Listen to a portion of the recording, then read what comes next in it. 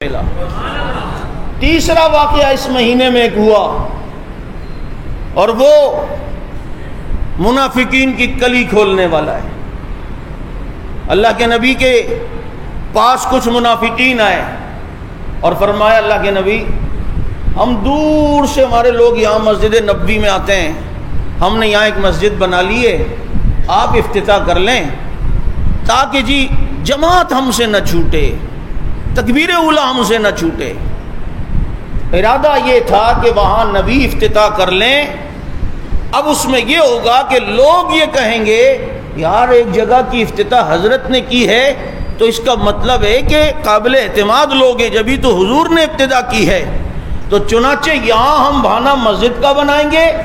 اور پھر آئیں گے بیٹھیں گے اور کام ہم اپنی پلاننگ یہاں کریں گے اسلام کے خلاف، کیونکہ کہیں اور کسی گھر میں اتنے سارے بیٹھیں گے تو شک ہوگا مسلمانوں کو یہ سارے ایک کیٹیگری کے لوگ کیوں بیٹھے ہوئے ہیں، کیونکہ جو ذرا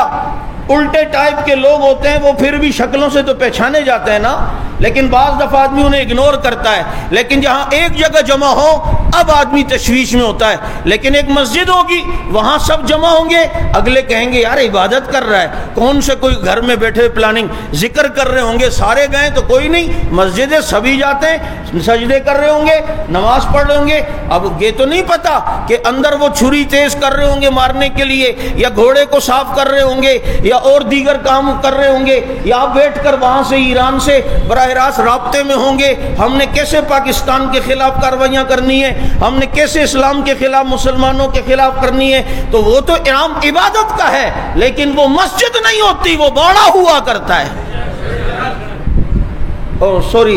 وہ مسجد نہیں ہوتی بلکہ وہ افتراق کا ایک بہانہ اور جگہ ہوتی ہے۔ تو افتتاح نبی سے کرواتے تھے، کروانے کے لیے آئے پیغمبر، اس وقت تبوک کی مہم کے لیے سفر پہ روانہ ہو رہے تھے، فرمایا